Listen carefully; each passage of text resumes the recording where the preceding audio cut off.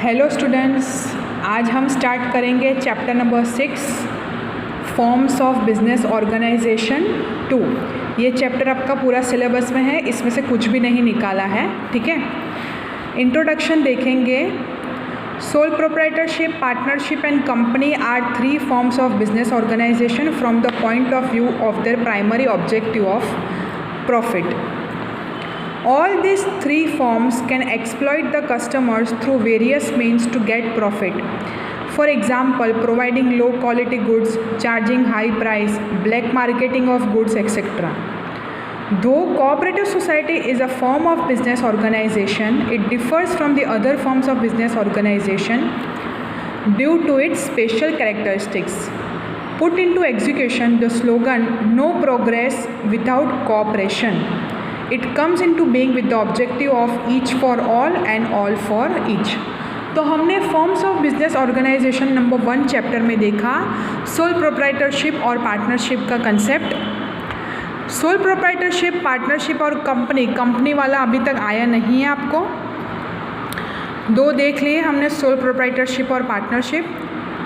इन तीनों में क्या होता है कि कस्टमर्स को कभी कभार हम चीट करके उनके पास से ज़्यादा पैसा ले लेते हैं, उनको लो क्वालिटी गुड्स प्रोवाइड करते हैं, ब्लैक मार्केटिंग, काला धन चलता है, ठीक है, हाई प्राइस चार्ज करते हैं. और कोऑपरेटिव सोसाइटी वो भी एक तरह का बिजनेस ऑर्गेनाइजेशन है. वो बिज़नेस प्रॉफिट के लिए नहीं होता. ये सारे जो बिज़नेस अभी हमने पढ़े 1 चैप्टर में, चैप्टर नंबर 5 में, वो सारा उनका मेन ऑब्जेक्टिव क्या होता है? प्रॉफिट कमाना. यहाँ पे क्या होता है? कोऑपरेशन से काम करना. स्लोगन को इम्प्लीमेंट किया जाता है नो प्रोग्रेस विदाउट कोऑपरेशन. और मेन ऑब्जेक्टिव होता है each for all and all for each. हमको सबकी ज़रूरत पड़ सकते हैं और हमें सबके लिए काम करना है और सब हमारे लिए काम करेंगे. अगर हम किसी और के लिए कुछ अच्छा करेंगे तो वो अच्छा हमारे साथ होगा. इसके कई सारे मीनिंग निकाले जा सकते हैं, ठीक है. तो हम कोऑपरेटिव सोसाइटी का कंसेप्ट पढ़ेंगे आज. मीनिंग देखेंगे. उनके नाम से ही पता चलता है कोऑपरेट करना है एक दूसरे के साथ, सभी को मिलजुल कर काम करना है. मेन ऑब्जेक्टिव प्रॉफिट नहीं होता. सोसाइटल है तो इसलिए सोसाइटी का नाम दिया है.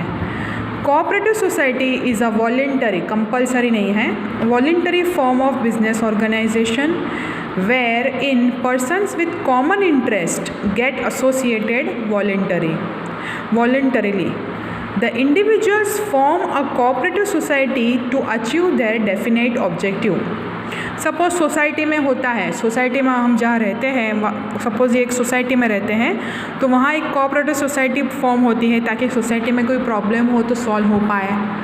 सभी का मोटिव क्या होता है, ऑब्जेक्टिव क्या होता है? कॉमन. सोसाइटी में कोई भी दिक्कत आती है तो हम मिलजुल कर सॉल्व कर पाए. उसका इंटेंशन प्रॉफिट कमाना नहीं होता.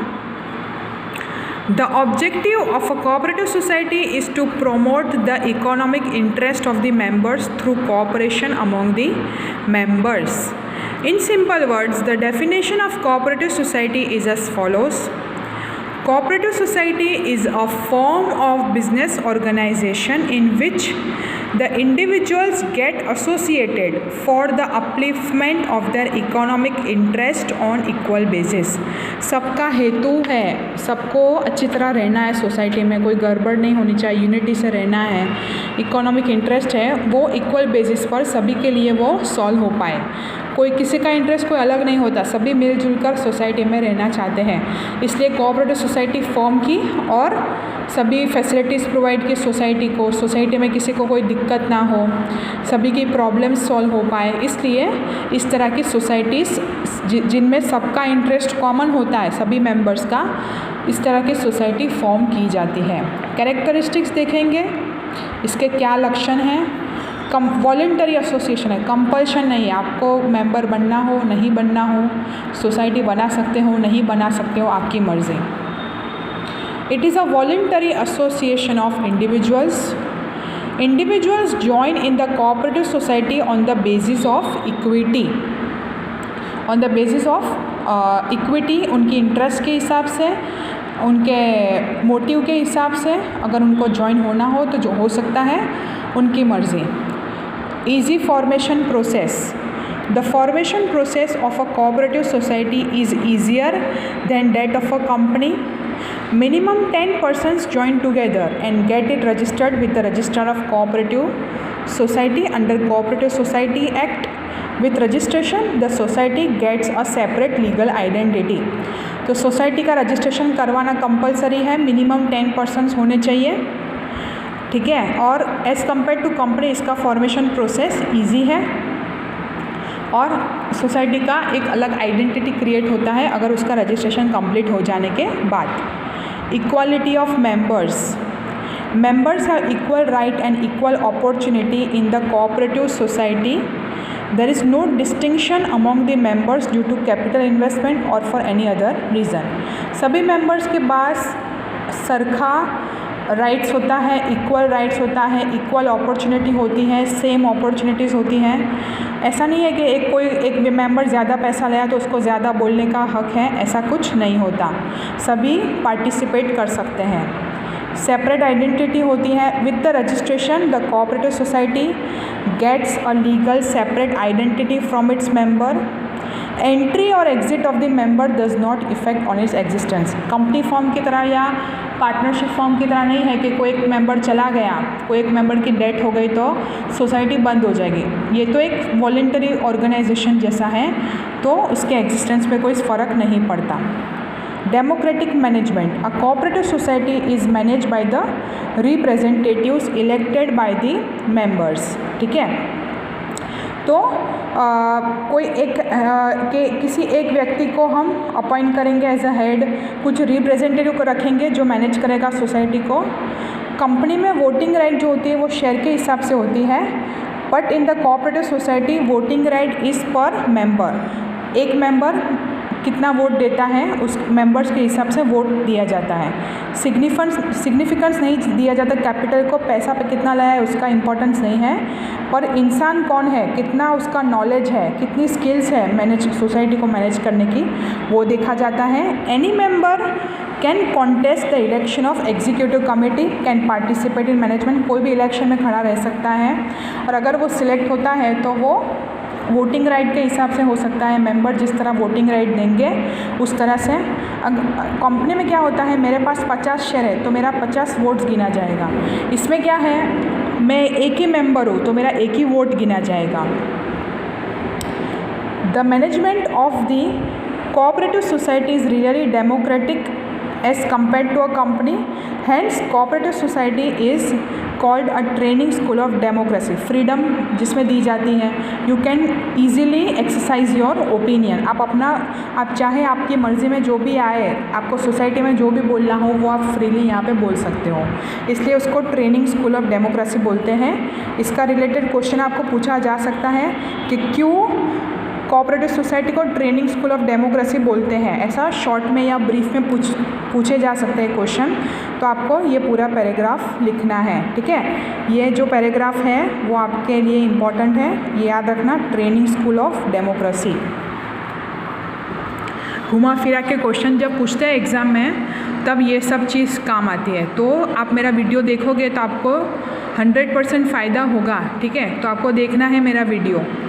Main motive of service, the main objective of cooperative society is to serve the members.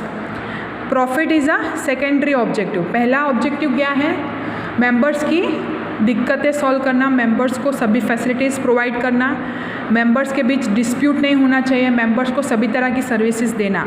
Profit जो है वो सेकेंडरी ऑब्जेक्टिव है, जबकि सोल प्रोप्राइटरशिप, पार्टनरशिप और कंपनी में प्रॉफिट जो है वो प्राइमरी ऑब्जेक्टिव है। Economic upliftment of the members is through service motive.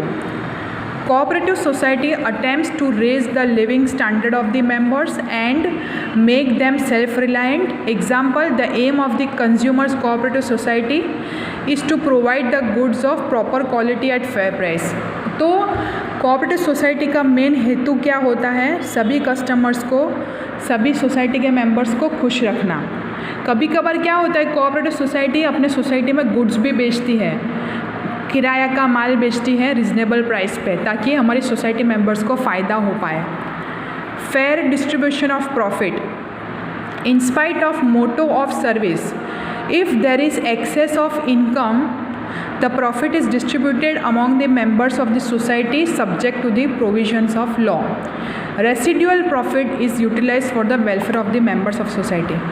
Cooperative society act हमें फॉलो करना पड़ता है। कभी कभार क्या होता है कि हम मेंटेनेंस लेते हैं सोसाइटी मेंबर्स के पास से, खर्चा करते हैं, हम कोई गुड्स बेचते हैं, कोई बिजनेस कर सकते हैं, तो कभी कभार हमें प्रॉफिट होता है तो हम वो मेंबर्स के बीच डिस्ट्रीब्यूट भी कर सकते हैं या फिर अपने सोसाइटी के ग्रोथ के लिए भी यूज़ कर सकते हैं। ठीक है। लो price of share, person with low income can purchase share and become the member of the cooperative society as the price of share of cooperative society is low.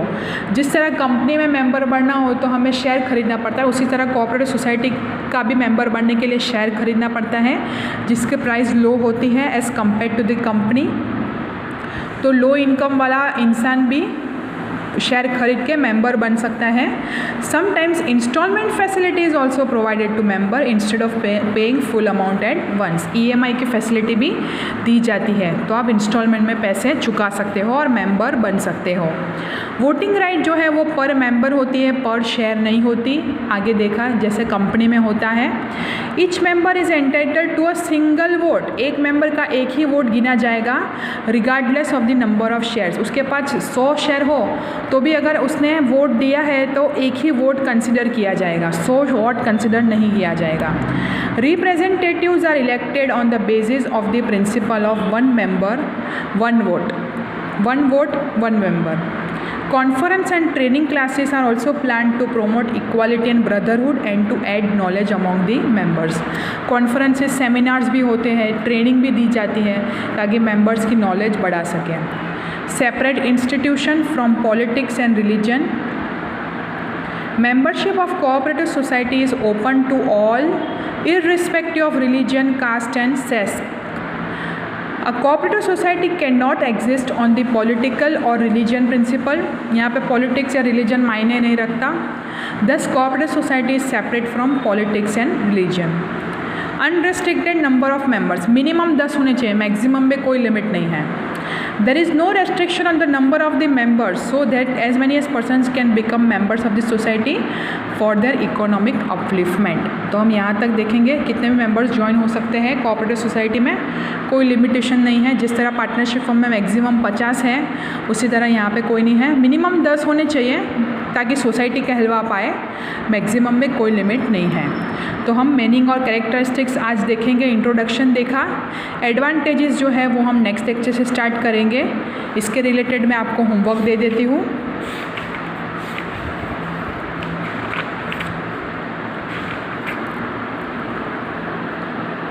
ये देख लो MCQ में।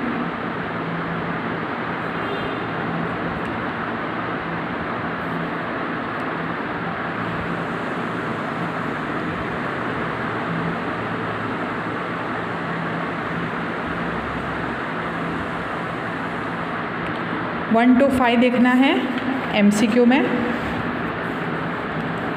बाकी तो हमने किया नहीं है अभी तक। आंसर इन वन सेंटेंस में state the meaning, why do persons, main objective क्या है, separate leader identity, what is mean by vote पर member,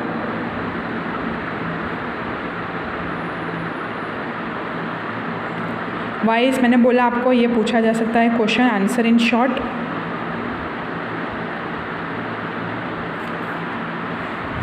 how is profit distributed in, ये शायद समझ में नहीं आएगा अभी। प्रॉफिट डिस्ट्रीब्यूशन किस तरह होता है बाद में कर लेना, ये वो नहीं करना अभी।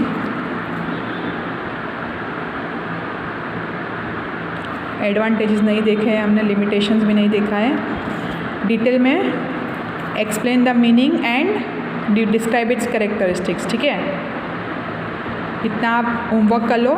आंसर इन डिटेल में 1, आंसर इन शॉर्ट में 1, आंसर इन वन सेंटेंस 1 2 3 4 6 और MCQ है 1 to 5। ये होमवर्क आपको लिख के मुझे पिक्स भेजने हैं और आज जो मैंने समझा है वो गो थ्रू कर लो और कुछ भी डाउट हो तो आप मुझे पूछ सकते हो। Thank you so much.